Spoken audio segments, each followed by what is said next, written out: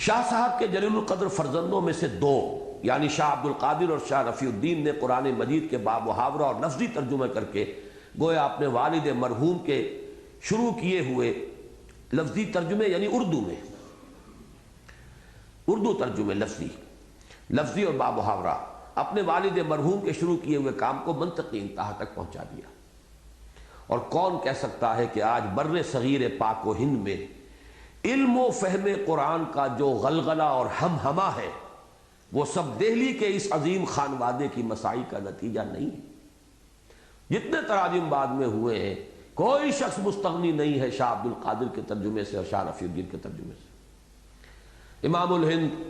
شیخ الہند مولانا محمود حسن صاحب نے تو صاف لکھا ہے کہ یہ ترجمہ میرا ہے ہی نہیں، جو ان کے نام سے ترجمہ چھپتا ہے شاہ صاحب کا ترجمہ ہے، یہ میں نے صرف محاورہ تبدیل ہو گیا ہے، 100 برس ہو گئے، 1805 میں چھپا تھا وہ، تو اب 19ویں صدی 20ویں صدی جب آئی ہے تو ان کا کہنا یہ تھا کہ محاورہ زبان کا بدل گیا ہے۔ شاہ عبد القادر صاحب کے ترجمے میں بہت سے ہندی کے الفاظ ہیں، نرادھار، اب وہ سمجھ میں نہیں آتا۔ تو صاحب سب کا ہے، اب صاحب جو ہے یہ اس معنی میں اب آج کل یہ اس طرح استعمال نہیں ہوتا، مالک۔ تو اس طریقے سے جو بہت سے ان کے ترجمے ہیں ان کے اندر ہندی جو ہے ایک محاورہ وہ شامل ہے،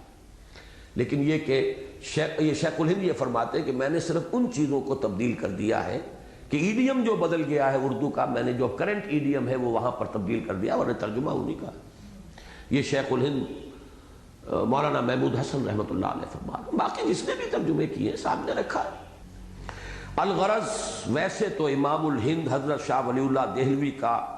علمی اصلاح و تجدید کا پورا کارنامہ ہی نہایت رفیع اور قابل قدر ہے، اور واقعہ یہ ہے کہ ان کی مساعی کو عالم اسلام میں یورپ کی پوری تحریک احیاء العلوم رینائسنس کا ہم پلہ قرار دیا جا سکتا ہے، لیکن ان کا عظیم ترین کارنامہ یہ ہے کہ انہوں نے توجہات کو اثر نو قرآن حکیم کے علم و حکمت کی جانب منعطف کر دیا، اور اللہ کی رسی کے ساتھ امت مسلمہ کے تعلق کو دوبارہ استوار کرنے کی سعی کا آغاز کر کے گویا حضرت ابوبکر صدیق کے اس قول کے مطابق کہ لا یصلح آخر هذه الامہ الا بما صلح به اولها، جس طریقے پر پہلے حصے کی اصلاح ہوئی تھی، وہ جو کل ہم نے پڑھا تھا مضمون قرآن اور جہاد، قرآن اور جہاد فی سبیل اللہ، وہ ہے اصل رنگ دین محمدی کا صلی اللہ علیہ وسلم۔ اس کے لیے گویا اسلام کی نشر ثانیہ کی سعی و جہد کی راہ کھول دی، فجزاہ اللہ احسن الجزا۔